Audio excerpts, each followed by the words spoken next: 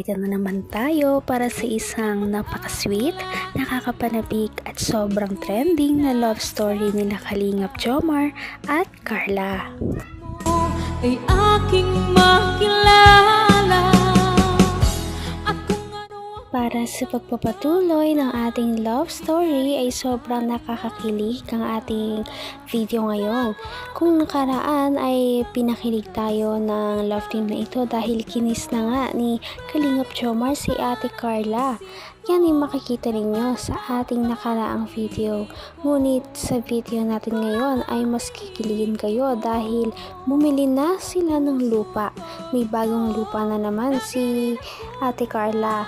At kasama niya si Kalingap Jomar noong bumisita sila dito at sabi ni Kalingap Jomar na maganda raw itong lupa nila dahil ito ay advance na para sa kanilang wedding. At dahil dito nahampas na naman siya ni Ate Carla sa kilig at syempre di siya makapaniwala.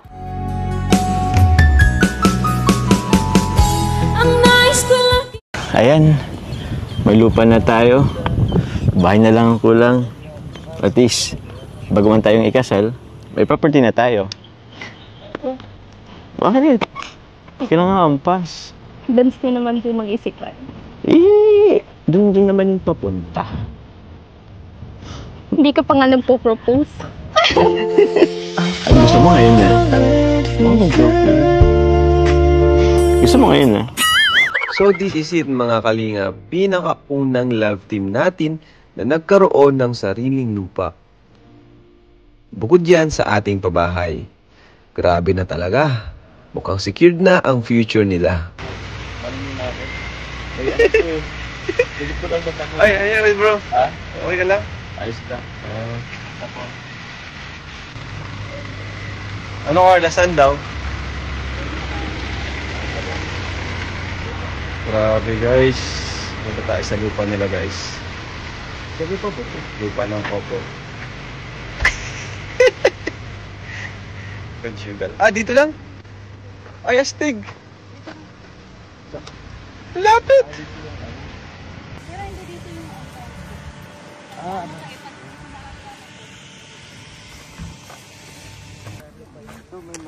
Kalsada po ito. Saan po yung magiging lupa po nila? Kung ano ako'y tanggap mo na, hindi ka rin nag-alila. Nakakatuwa naman ang love team na ito dahil kung magsama silang dalawa, para na talaga silang bagong kasal o mag-girlfriend at boyfriend. Kaya nakakatuwa at abangan natin kung magkakatotoo ba talaga yan. Ngunit ngayon ay tignan muna natin ang kanilang lupa na pinagpipilian dahil mamaya ay may mangyayari. Saan po yung magiging lupa po nila? Mamimili ka? May dalawa po? Pwede pa po dalawang lote? Kasi dalawa pong lote po eh. So ay mga Kalingap, welcome back sa ating channel. So ngayon po, dito po tayo, inaasikaso po natin yung magiging lupa po ni Jomar and ni Carla.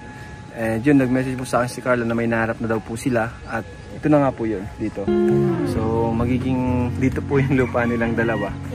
At ayan, siguro kausapin namin yung ahente para makabayad na rin po kami, no? So thank you po sa Jomar 18 and kay Tita Jenny po sa magiging lupa po nila. Kinda mysterious, shaded with someone I'm not really into. Do you need to fix it? Talking bullshit. Ayan, may lupa na tayo. Bahay na lang ang kulang. At least, bago man tayong ikasal, may property na tayo. Bakit? Kailangan ampas. Dance nyo naman po mag-isipan. Doon din naman yung papunta. Hindi ka pa nga nagpo-propose. Ay, gusto mo ngayon na? Gusto mo ngayon na? Naman ang bawat panaginip ko, ikaw lang ang tinig. Grabe talaga magpakilig si Kalingap Jomar. Kung nakaraan ay parang kakakiss niya lamang noong nasa Thailand sila. Ngayon ay parang may nag-aalok na ata ng kasal.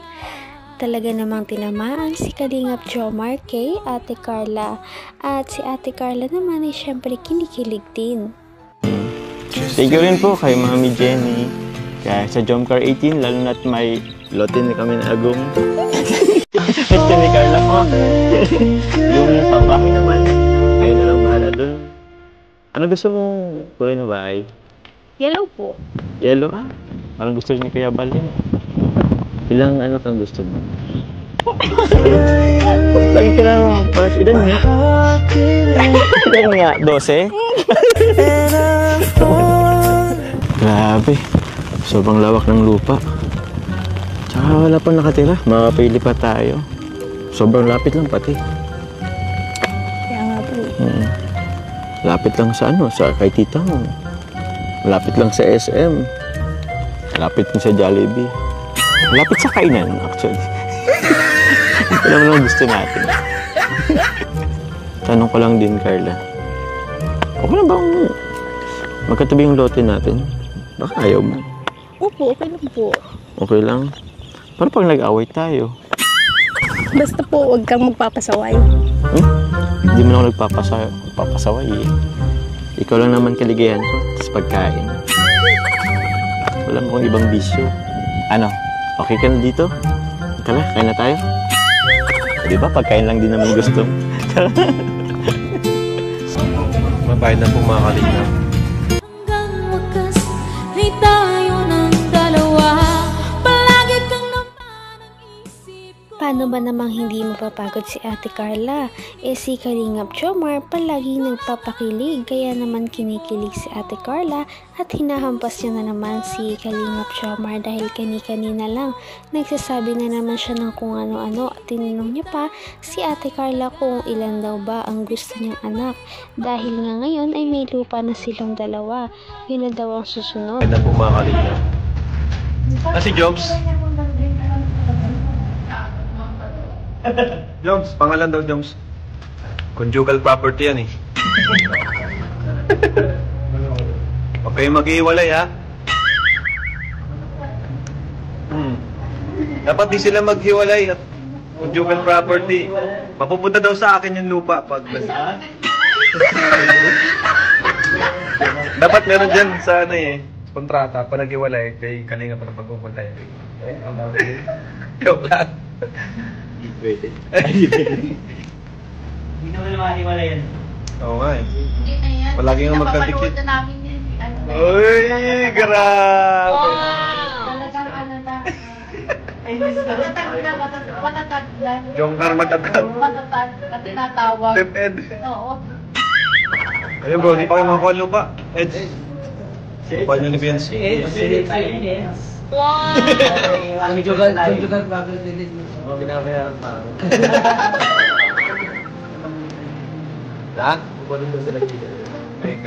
Ay, grabe.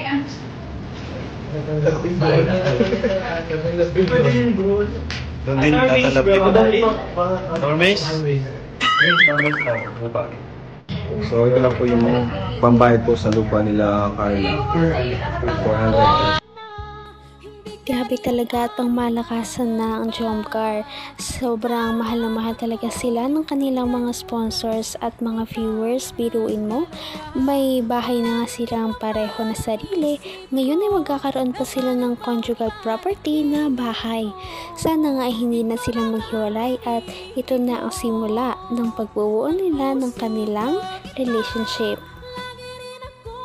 Patindi na ng patindi ang mga pangyayari sa kanilang love story. Kaya naman sobrang dami talaga ang kinikilig sa kanilang love story at palaging nag-aabang.